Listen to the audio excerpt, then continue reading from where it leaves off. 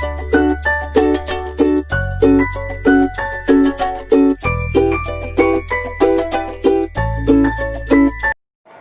बच्चों, आज हम some basic concept of chemistry में जो पहला चैप्टर है उसमें लॉ ऑफ केमिकल कॉम्बिनेशन रासायनिक संयोग के नियम पढ़ते हैं। रासायनिक संयोग के नियम के जो 3 नियम हैं वो आप पहले पढ़ चुके हैं। इसके बाद के 2 नियम हम पढ़ते हैं। जो चौथा नियम है वो व्युत्क्रम अनुपात का नियम है और 5वां नियम गैलुसेक का गैसीय आयतन नियम। इससे पहले के 3 नियम द्रव्यमान संरक्षण का नियम, स्थिर अनुपात का नियम और गुणित अनुपात का नियम पढ़ चुके हैं, जिनके साइंटिस्ट हैं ए लावुशिए, जोसेफ प्राउस, डाल्टन और व्युत्क्रम अनुपात का नियम दिया है रिश्टर ने। गैलुसेक का जो नियम है गैसीय आयतन वो गैलुसेक ने ही दिया है। उन्हीं के वैज्ञानिक के नाम पर ही ये नियम का नाम भी दिया गया है। तो इसमें से हम पढ़ते हैं आज व्युत्क्रम अनुपात का नियम। क्या होता है व्युत्क्रम अनुपात का नियम? ये नियम रिश्टर ने 1792 में दिया था। उन्होंने बताया जब 2 भिन्न तत्व तीसरे तत्व के निश्चित द्रव्यमान से अलग अलग क्रिया करते हैं तो उनके द्रव्यमानों में अनुपात या तो समान होता है या उसका पूर्ण गुणज होता है। ठीक है, कैसे? जैसे एक एग्जाम्पल से हम देखते हैं कि मैंने यहाँ 2 तत्व लिए हैं, कार्बन और ऑक्सीजन। 2 भिन्न भिन्न तत्व लिए हैं। 2 भिन्न भिन्न तत्व क्या लिए मैंने? कार्बन और ऑक्सीजन। तीसरा तत्व मैंने जो लिया है, तीसरे तत्व के एक निश्चित द्रव्यमान, तीसरा तत्व जो लिया है वो क्या है? हाइड्रोजन। ठीक, अब यहाँ पर कार्बन और हाइड्रोजन मतलब 2 हमने जो भिन्न तत्व लिए अलग अलग, जैसे कार्बन और ऑक्सीजन।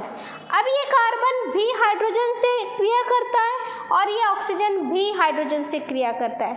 जो भिन्न तत्व लिए हैं वो भिन्न तत्व किसी तीसरे तत्व से क्रिया करते हैं और अलग अलग 2 यौगिक बनाते हैं। जैसे कार्बन ने हाइड्रोजन से क्रिया करके CH4 बनाया और ऑक्सीजन ने हाइड्रोजन से क्रिया करके H2O बनाया। ये हमने 2 अलग तत्व लिए थे और 2 तत्वों ने अलग अलग यौगिक बनाए किसी एक तत्व से मिलकर। ठीक है, तीसरा जो तत्व है वो इन दोनों में कॉमन है, उससे मिलकर इन्होंने बनाए। ठीक है, तो इनका जो अनुपात है वो पूर्ण अनुपात या तो समान होता है या पूर्ण गुणज होता है। इसको समझते हैं कैसे। हमने 2 तत्व लिए हैं, कार्बन।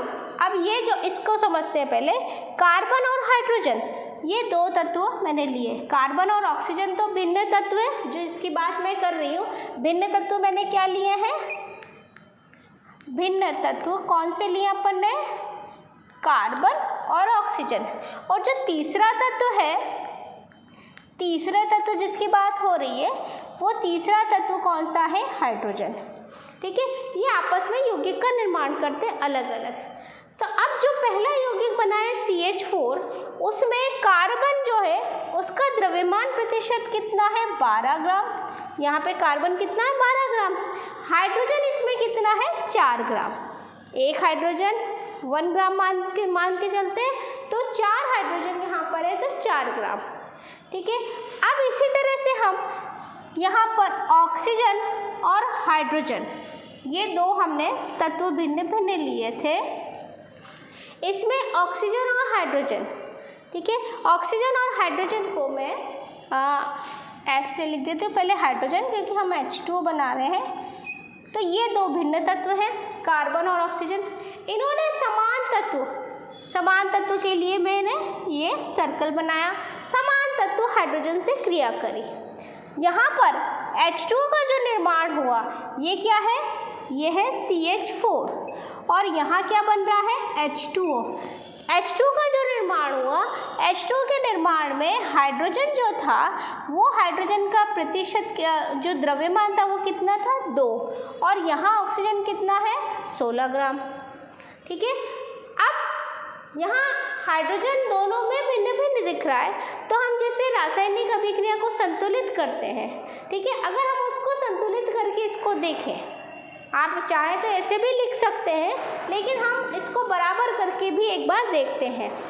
जब इसके हम 2 मोल ले लेते हैं, 2 मोल H2O ले लेते हैं, 2 मोल H2O में क्या हो जाएगा 4 ग्राम, तो 2 मोल यानी 4 ग्राम, 4 हाइड्रोजन हो गए, 4 ग्राम तो हाइड्रोजन हो जाएगी और ऑक्सीजन कितना हो जाएगा 32 ग्राम। अब ये दोनों बराबर हो गए, इसमें भी 4 है और इसमें भी 4 ग्राम है, एक निश्चित द्रव्यमान हो गया। इसमें निश्चित द्रव्यमान से अलग अलग क्रिया करते हैं।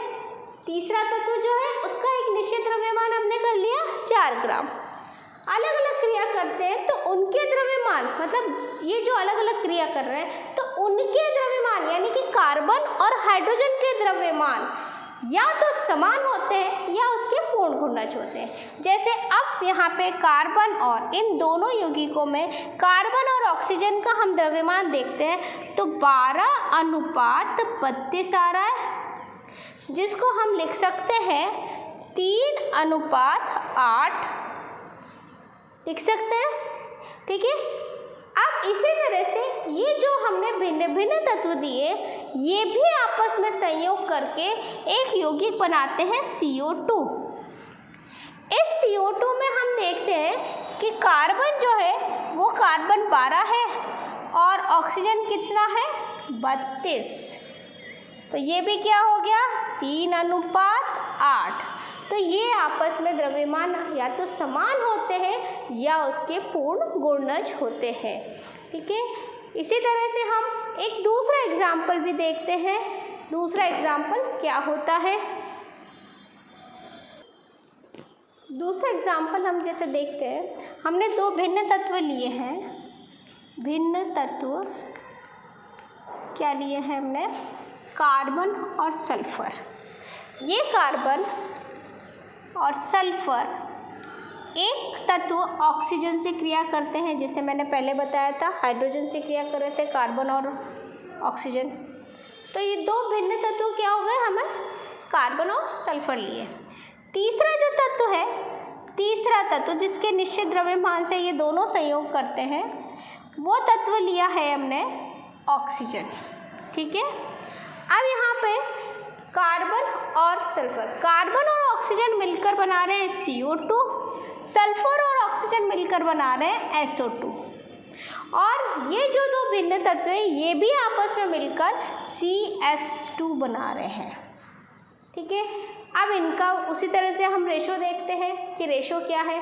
जब हम CO2 देख रहे हैं तो CO2 में क्या रेशो आ रहा है, कार्बन और ऑक्सीजन का, कार्बन 12 और ऑक्सीजन जो है CO2 में कितनी हो गई 32, जिसको हम लिख सकते हैं 3:8, ठीक है। इसी तरह से दूसरा हमने बनाया SO2। SO2 जब देखते हैं तो सल्फर यहाँ पर है 32, ऑक्सीजन भी है 32, 1:1 हो गया यहाँ पर, ठीक है। अब दोनों जो ये भिन्न तत्व हैं ये भी आपस में संयोग करते हैं और CH2 बनाते हैं, CH2, कार्बन 12 और यहाँ पर 32 × 2 64, ठीक है। यहाँ पे क्या आ गया 64, ठीक। तो अब इसको भी हम जब सरल करते हैं तो ये क्या हो जाएगा, इसका अनुपात जैसे ये 3:8 आया और इसका आया 1:1, वैसे 3:16, 3:16। अब हम इन दोनों का देखते हैं ये आपस में पूर्ण गुणज है कि नहीं। 3:8 को अनुपात 3:16, जब आप इसको सॉल्व करते हैं क्या आ जाता है 2:1, यानी ये आपस में पूर्ण गुणज, या तो ये समान होते हैं। पहले वाले में क्या हो रहे थे, पहले वाला जो मैंने एग्जाम्पल दिया था उसमें समान आ रहे थे, अब इसमें समान नहीं है तो ये क्या है, एक दूसरे के पूर्ण गुणज होते हैं। एक बार वापस देख लीजिए, जब 2 भिन्न तत्व जैसे मैंने कार्बन और सल्फर लिए हैं, एक तत्व के निश्चित द्रव्यमान से अलग अलग क्रिया करते हैं तो उनके द्रव्यमानों में अनुपात, उनके जो द्रव्यमान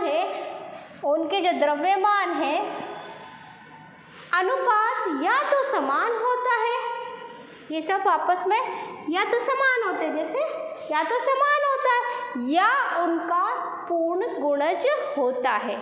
ठीक है, ये व्युत्क्रम अनुपात का नियम है। गैलुसेक का गैसीय आयतन संबंधित नियम लास्ट नियम है। इसमें गैलुसेक जो वैज्ञानिक थे उन्होंने ये नियम दिया और उन्होंने अपने ही नाम पर ये नियम प्रतिपादित किया, इसलिए इसे गैलुसेक का गैसीय आयतन नियम कहते हैं। नाम से समझ में आ रहा है गैसीय आयतन। अभी तक हमने जो 4 नियम पढ़े थे वो सारे द्रव्यमान पे बेस्ड थे। अब जो हम नियम पढ़ रहे हैं वो किसके लिए है? गैसीय आयतन। गैस जो है वो हम किस में मेजर करते हैं? आयतन के रूप में, है ना। ml में हम गैस को बताते हैं तो वो आयतन के रूप में हम उसको मेजर करते हैं। तो गैसीय आयतन, अभी तक हम भार, जैसे मैंने 12 ग्राम कार्बन बोला, 16 ग्राम ऑक्सीजन बोला, उसके रूप में व्यक्त कर रहे थे। अब हम आयतन के रूप में इसको व्यक्त करते हैं। समान ताप व दाब पर रासायनिक अभिक्रिया में, है ना, कोई भी रासायनिक क्रिया हो रही है, उस रासायनिक क्रिया में टेम्परेचर और जो प्रेशर है वो स्थिर रहेगा, समान रहेगा। समान ताप व दाब पर रासायनिक अभिक्रिया में क्रियाकारक, यानी हम जो 2 गैस ले रहे हैं, और क्योंकि ये गैस पे नियम बेस्ड है इसलिए हम जो क्रियाकारक लेंगे वो भी क्या होगा? गैस होगा। जो उत्पाद बनेगा वो भी गैस होगा। तो जो भी हम क्रियाकारक गैस ले रहे हैं उन दोनों जितनी भी गैस है वो समान ताप और दाब पर आपस में मिक्स होती है। क्रियाकारक एवं क्रियाफलों के आयतन परस्पर छोटी पूर्ण संख्याओं के अनुपात में होते हैं। सपोज हमने यहाँ पर लिया है CH2 और Cl2 गैस, हाइड्रोजन गैस और क्लोरीन गैस, दोनों मिलकर HCl का गैस का निर्माण करते हैं। अब यहाँ हमने एक आयतन, इसका क्या लिया है? एक आयतन लिया और इसका भी एक आयतन लिया है, और यहाँ पे कितने मिल गए? 2 आयतन। एक आयतन हमने इसका लिया, एक इसका लिया, और यहाँ पर 2 आयतन मिल गए। सपोज हमने इसको जैसे लिया है 50 ml, इसको लिया है 50 ml, तो ये कितना हो गया? 100 ml। ठीक है, इसका जब हम रेशो देखते हैं तो क्या हो रहा है? 1:1। ये दोनों क्रियाकारक के लिए हो गए। अनुपात 2, जो क्रियाफल, जो उत्पाद प्राप्त हो रहा है, ये देखिए ये सब क्या है? एक निश्चित अनुपात में है। एक छोटी जो आयतन है वो परस्पर छोटी पूर्ण संख्याओं के अनुपात में रहते हैं, छोटी पूर्ण संख्याओं के अनुपात में रहते हैं। ठीक है, यहाँ पर जो दोनों गैस ली है वो 50-50 ml ली है, तो इन दोनों को मिला के यहाँ पे क्या हो गया? 100 ml। हमारा नियम था ना द्रव्यमान संरक्षण का, जितना हम रिएक्टेंट ले रहे हैं उतनी मात्रा हमको वहाँ पे प्रोडक्ट में मिल रही है। ऐसे यहाँ पे 50-50 ले रहे हैं तो वहाँ 100 ml, तो इसके लिए 1 और 2 अनुपात यहाँ पे इसका रेशो प्राप्त होता है। इसी का हम दूसरा एग्जाम्पल देखते हैं। ये है हैबर विधि, जिसमें अमोनिया का निर्माण होता है। नाइट्रोजन और हाइड्रोजन गैस मिलकर अमोनिया गैस का निर्माण होता है। इसको रिएक्शन को मैंने बैलेंस्ड इक्वेशन में लिखा है। यहाँ पे जब हम नाइट्रोजन और हाइड्रोजन लेते हैं तो 3 मोल हाइड्रोजन की जरूरत होती है, 3 इसके आगे लिखा होता है, और बैलेंस जब करते हैं तो यहाँ पे 2 मोल NH3 के प्राप्त होते हैं। तो इसको सपोज हम बोलते हैं जैसे 100 ml हमने लिया है नाइट्रोजन गैस, तो ये कितनी हो जाएगी? ये जब 100 ले रहे हैं तो इसके आगे 3 लिखे, तो ये कितनी हो गई? 300 ml हो गई। ठीक है, और यहाँ पे क्या प्राप्त हो रहा है? 200 ml आपको प्राप्त हो रहा है। अब आपको देखने से लग रहा होगा कि यहाँ पे क्या हो गया, यहाँ तो 400 ml हो रहा है और वहाँ 200 ml हो गया। ठीक है, तो पहले वाले नियम में हम द्रव्यमान संरक्षण, लेकिन हमने जो नियम ये देखा है वो बेस्ड है आयतन संबंधित, और आयतन के लिए जो नियम दिया है वो ये दिया कि क्रियाफल गैस और क्रियाकारक गैस दोनों जो होते हैं वो छोटी पूर्ण संख्याओं के सरल अनुपात में होते हैं। ये नियम है, इस पे हमको जोर देना है, ठीक है। तो यहाँ पे ये जो नियम है वो ये है। तो इसके अकॉर्डिंग हम इसको बोलते हैं 1:3 और यहाँ लेते हैं तो ये 2 अनुपात हो गया, जो कि छोटी पूर्ण संख्याओं के अनुपात में। नाइट्रोजन 1 आयतन हो गया, उसका 3 गुना हाइड्रोजन हो गया। जब इतना लेते हैं तो 2 गुना हमको अमोनिया गैस प्राप्त होती है। तो ये नियम के 2 एग्जाम्पल हैं।